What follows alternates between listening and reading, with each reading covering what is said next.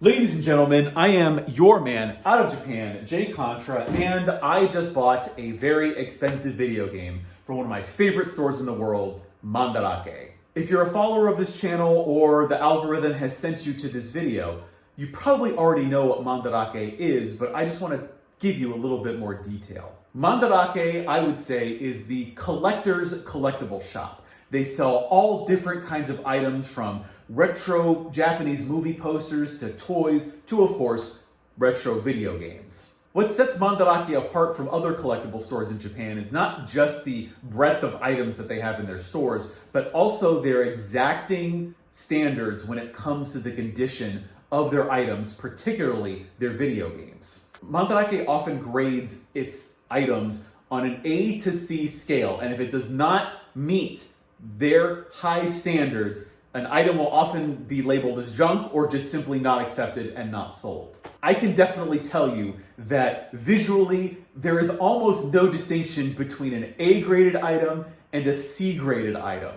But in terms of price, that can be a huge difference.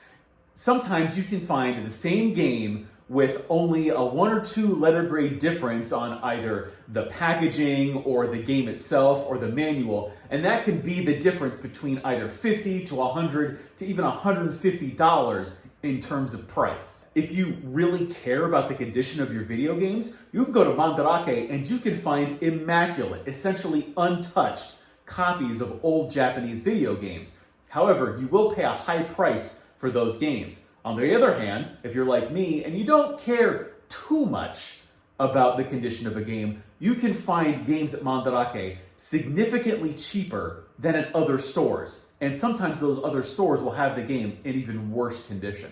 What I want to talk about in this video is how I ordered this very valuable item from Japan and go through the sort of kind of opaque process, as well as show you the game that I picked up. And now I want to tell you why exactly you might want to go with Mandarake as opposed to other online sellers of Japanese video games, for example, Surugaya or eBay. The thing about Surugaya specifically is that, for one, Surugaya tends to sell games that I would say are on the lower end of the spectrum in terms of condition. And in the realm of Japanese retro games, that's not necessarily a bad thing, considering that Japanese games on average tend to be in better condition than their North American counterparts. But you might find a game to be scratched or the box to be kind of a little roughed up, and Surugaya won't necessarily tell you. I think the big thing about Surugaya, especially when it comes to expensive games, is that you just see the stock image on the Surugaya listing.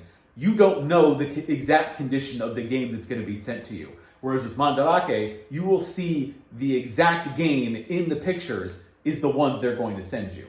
And the thing about eBay is that eBay sellers tend not to sell or price based on condition. So you will usually get the game that is in the picture. The eBay prices, I think, are not reflective of the domestic Japanese market. Whereas with Mandarake, you can, at least in terms of the lower grades of condition, often find very competitive prices. While the ordering process for Mandarake is a slight bit confusing, it's basically the next best thing you can do besides going to Mandarake yourself. So the first thing you need to do is make an account, and I believe you need to make a Mandarake account through their English website, because if you use the Japanese side of Mandarake, I think it just assumes that you're Japanese and that you'll be shipping to a Japanese address. If you want to be shipping outside of Japan, you need to make an account on their English language website. After making an account on the English website and deciding what video game you want to buy, you add it to your cart, and then you complete the order. But then you have to wait, because it's really tricky, because first they have to go and they have to check whether or not the item is in stock. The thing with video games specifically is that I believe they are sourcing their video games from their Nakano Broadway location, also called Mandarake Galaxy. I think basically what's happening is when you're looking at the video games that are listed on their website, you're looking at what is in the showcase. And that's so cool, because when you're in Mandarake, you just will often see games kind of lined up when you're only able to see within the showcase the spines of the video games. It's when you're looking at the pictures on the website, you might as well be looking at the Mandarake showcase, which is always wonderful to see the super rare and high condition games that they have there. But it also means that when you're placing your order, you have to wait for an employee to go and check out the game. Fortunately, at least in my case, I ordered this game on Sunday night, so it's sort of like Monday morning Japan time, and I was told that they had the item in stock and were ready to ship within about an hour and a half of placing the order. The other tricky thing with Mandarake is that they'll sort of guesstimate the shipping for the item, but they won't tell you exactly how much they're going to charge you for shipping until they actually complete the order and send you the invoice. Now, in terms of payment, Mandarake says that they take Amazon Pay. I don't think I was offered that option. That might be a Japan-only thing. At least for if you're ordering within the United States, I was given the option to pay directly with credit card, or what I chose to do was go with PayPal. And the thing with PayPal is, and I've said this about ordering from Surugaya, Mandarake will charge you in yen, meaning that you can either take PayPal's not very good exchange rate, or you can just pay in yen and your card issuer might issue a fee. I think my bank issues me like a 1% fee on foreign transactions. So when I paid in yen via PayPal, I ended up saving $20 overall. Something I would also suggest is if you are shipping a very expensive game from Mandarake, is you should probably go and get insurance, especially if it's, say, over $200 or $300, because you never know what can happen. So the overall timeline for my order was I placed the order at like 8 or 9 o'clock on Sunday night. At 10:30, I received the notification that the item was in stock and they were ready to ship. I paid. They shipped basically for me. It was overnight. And after my order was complete on Sunday night, I got this bad boy Tuesday afternoon here in the middle of the United States. So what I'm going to do now is throw it over to the next section of the video where I will show you opening this box, and I'm going to show you the condition of the game. Okay, folks, it's time to open the box. Please understand my crude attempts at blocking my personal information, but I suppose what I should show you first is to look at how immaculately packaged this is. If you're going to be spending the big bucks at Mandarake, I suppose you should expect a properly sealed box. What we're going to do is we're going to be very careful because hopefully they didn't put it all the way up. It's probably also my tape job too. All right, so we see it packed in paper here. Okay, all right, okay. Here we go. Put that to the side. Okay, here's the game. Oh, it has been sealed in plastic by Mandarake. Oh, there we go. Oh, how interesting. All right, so they do actually have the Mandarake grade on here. So if you were to find this in the Mandarake shop, be it in the Akihabara location or their Nakano Broadway location, here we have the different ratings. We've got the cassette rating, which is a C, the cartridge. The box is a C. The manual is a B. And we've also got, it says, Kaseto Hako Itamidai. So there is some huge, big, mega damage to this box and to the cartridge. Let's take a look. We have seen it in the photos. I actually think I'm going to do more damage to the box by trying to take out this title insert, but I mean, just on casual observation, like, this is immaculate to me. There is nothing wrong with the outer portion of this box. I don't know what they're talking about. In the photos, they showed that there's like, if you flip the insert over, there's like some, I don't know if it's marks from the box wearing it off or what, but just on a casual observation, I don't know, maybe there's a scratch here that you can kind of see. That, I guess, would be a problem for Mandarake. But even when you show it with the glare, there's absolutely nothing wrong with this except for some minor scratches on the edges of the box. No, this is almost perfect. All right, so let's open it up. There we go. And so something that Mandarake will often do is put them in new plastic bags. I don't know like if these are going to be archival quality or not, but sometimes what you'll find is with these old games, particularly Nintendo games, they originally came in plastic baggies. However, these are not the originals, and you can tell because they're a lot more fresh than the old ones. Let's save the cartridge for last. Let's take a quick look at the manual. It even comes with the Hagaki. Some people collect the Hagakis, or they don't consider a game complete without the Hagaki. I don't much care for it. I think it's a cool piece of ephemera, but it's not necessary for me. I think it is cool. They used to have these back in the day. Let's put that to the side. The manual, yeah, I don't even know why this is a B. This looks perfect. Looking at the staples real quick. Something you got to be careful of with these Japanese games is that the staples can rust over time. Yeah, no issues here, no problems. All right, and so I think the way that we're gonna know that this is the game that they showed in the pictures is by taking a look at the cartridge.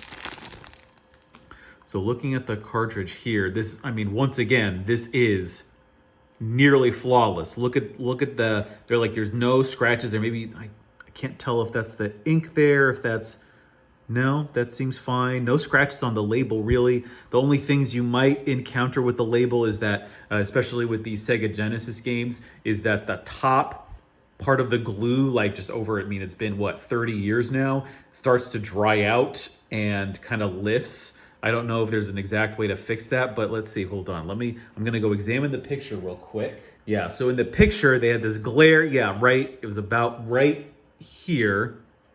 You can see that, oh, someone actually put this into the cartridge slot of a Sega Genesis, and they actually played this game. Can you believe it? I guess we have to mark it as a C.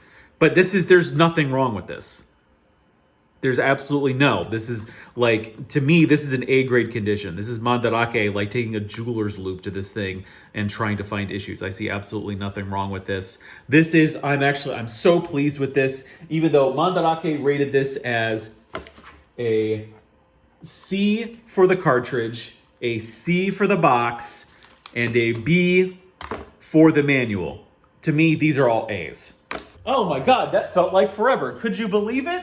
Could you believe how incredible this game was in terms of its condition? This is an average C grade game, and there's nothing wrong with it. There's nothing really wrong with this. And this has been a grail of mine for some time, especially after playing Contra Hardcore on the Contra Anniversary Collection that Konami put out a little while ago. This is, I think now, my personal favorite Contra game, and it is so good, and I'm so happy that after years, after probably a decade of looking at this thing in the Mandarake glass case, I was finally able to get it. And even though I wasn't able to get it myself in Japan, I will have to say that I was so satisfied with the ordering experience and getting this game here in the United States that I would absolutely buy from Mandarake again using their online ordering service.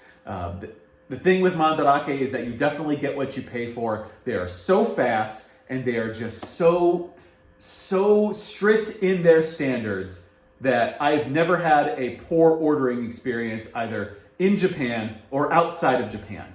I suppose the last thing I should say, and I haven't really mentioned this in the online ordering videos that I've done, be it through Surugaya or now through Mandarake, but something that you need to be careful of, especially if you are outside of the United States, and this is really going to apply to Mandarake because of how expensive the games are, but oftentimes you will need to be careful about customs duties. Now in the United States, I actually think it's about like $800.